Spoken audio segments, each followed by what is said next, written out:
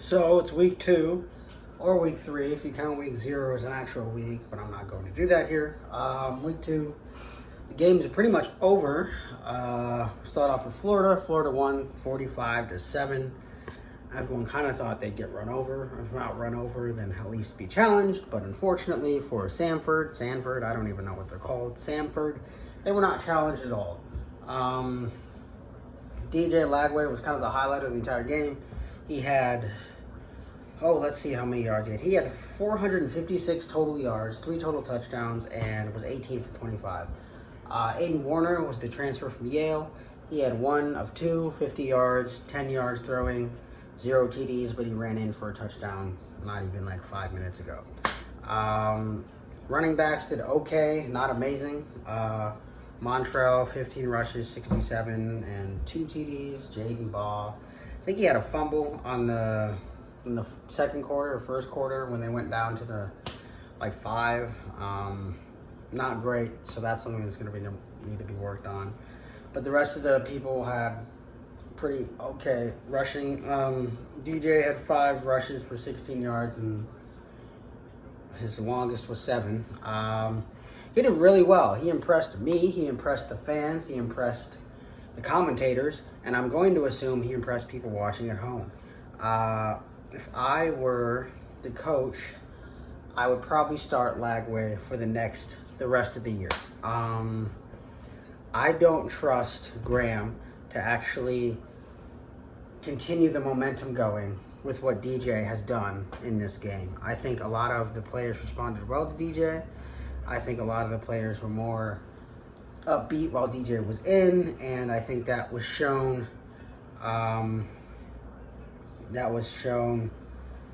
Just throughout this whole game. I understand that it was Samford and not Texas A&M or Miami like it should have been last week, but you know what? We're here.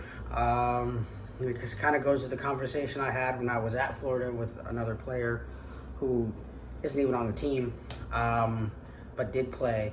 Talked about how college football is essentially a game of politics. If you have a 5-star QB and you already have a transfer QB, you kind of weigh your options and you say, you know what? Even though the transfer is probably better, we're gonna go with the. Oh, that's interesting. We're gonna go with the. 5-star because I literally pulled all my weight to get you, and now you're here, and not to play you would be dumb. Seemingly that didn't happen here at Florida, but I already spent almost 3 minutes talking about this damn team.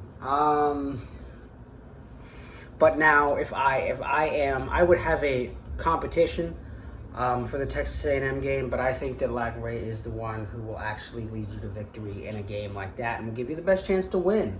I don't think Graham Mertz is mobile enough. I don't think that the way he threw passes last week just looked terrible. So, yeah. All right, enough of that. Oh, my goodness. Let me go back.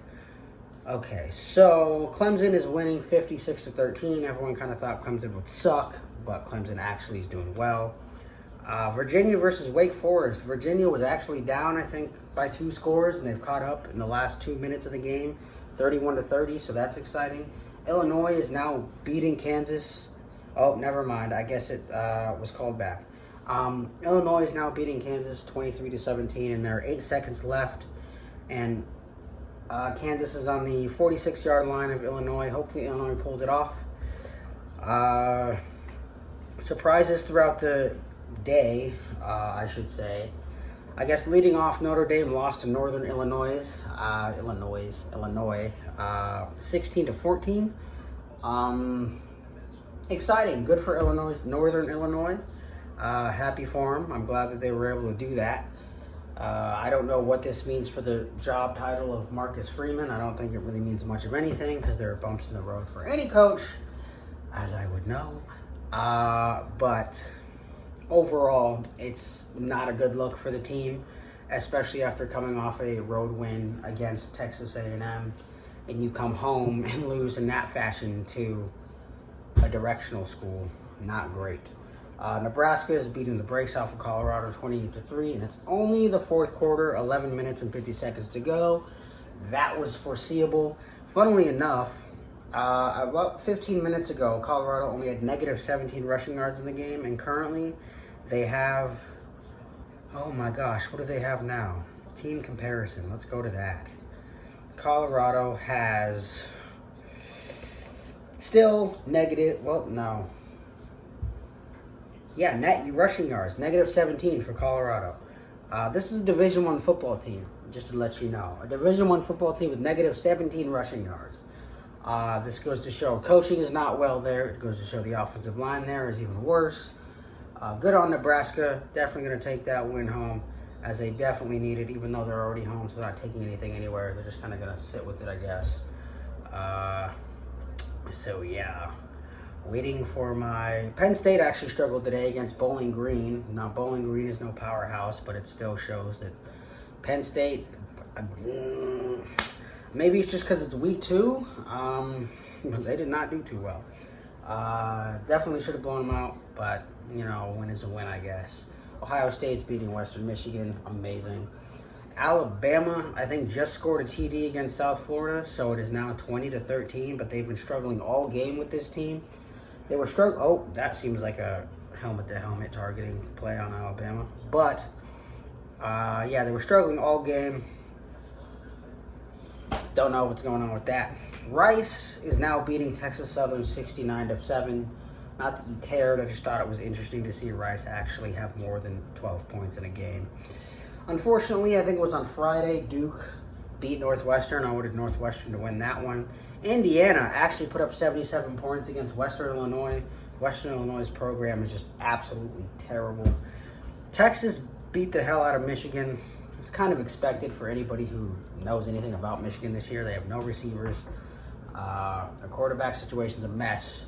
And Texas has all of those things, so that's great. Minnesota. Oh yeah, that's a targeting play. Minnesota beat Rhode Island. Minnesota's a bad team. Just gotta put that out there. It's not. I don't think it's good. I think that should have been. I don't think they've ever scored 70 points in a game, and if they've had, it was probably before I was even born, which is kind of sad.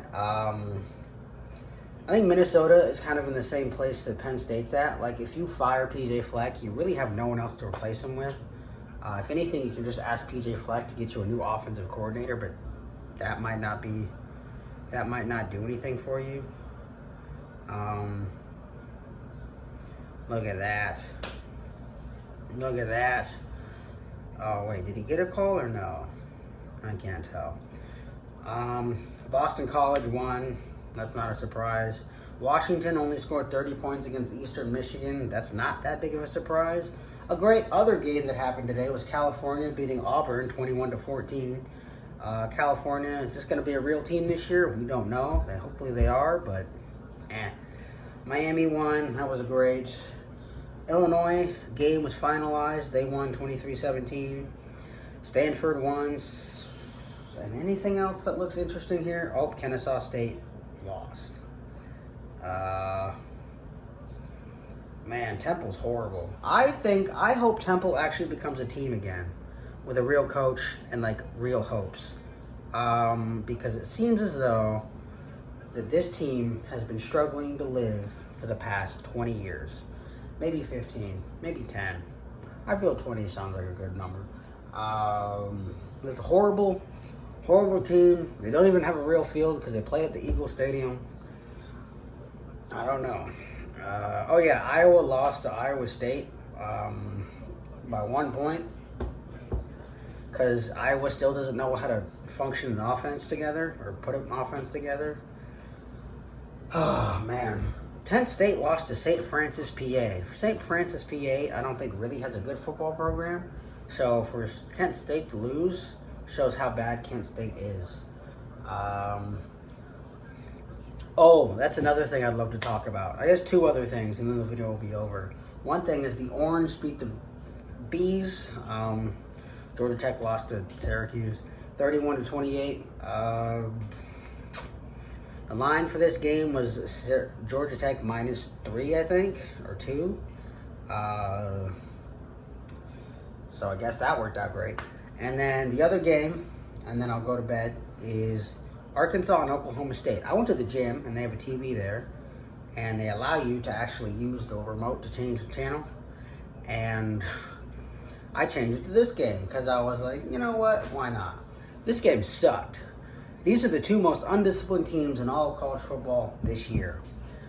Maybe. Arkansas seemingly doesn't know how to coach their players not to touch a ball that is volatile, and Oklahoma State has the worst quarterback play I've seen in quite some time. Maybe not. I think Graham might have been worse. But, yeah, just not good. Not a good team. Neither of them are good teams. The fact that Oklahoma State is even ranked, I think, is highly and mostly due to Ollie Gordon. Oh, my God. And that's kind of stupid. But Oklahoma State ended up winning in overtime, 39-31. 2 overtimes, I should say. So, yeah. So, struggle bus a lot for a lot of these teams in week 2. Oklahoma is winning 14-12 against Houston. Vanderbilt actually scored over 50 points today. Tennessee is beating North Carolina State. And that's all there is to it. Wake Forest has 2 minutes to go from their 32 to the touchdown line. And we'll see if that happens. But that's all I got. That's all I will ever have. Let me know what games are interesting to you, if any of them. I really hope DJ starts next week. Because I don't. If you come out, no, I don't know. All I'm saying, if I were talking politics in a football manner, if I were the parents of DJ and I saw that Graham Cracker Merckx was being marched out there on the first play of the game for the next game, and after what I just saw from my son, who threw 450 some odd yards in a game, granted it was a cupcake game, but still in a game, like, I would definitely question or be in my kid's ear about, do you really want to play here? Because this is ridiculous. You have so much talent. You prove so much talent, and you're going to get shafted for some kid who got walked off the field at a school that doesn't even throw the ball, and then is now down here and just got bailed out by Ricky Pearsall. Thank goodness he's okay. And then now, I don't know. Also, if you're in concussion protocol, or if you have a concussion, shouldn't you not be playing at all for at least 2 weeks? I'm just saying, man. I wouldn't play him I wouldn't evaluate him until the 3rd week, which is their bye week. But that's just me. All right. Oh, my God. The Demon Deacons sucked. What did they do? What happened? So the Demon Deacons had the ball. They fumbled it, and Virginia recovered. Virginia is going to get their first win in the ACC in, I think, about a year. So good on them. All right. Now I'm leaving. Goodbye. Have a great night. It has been a great week 2 of football. That's pretty much it.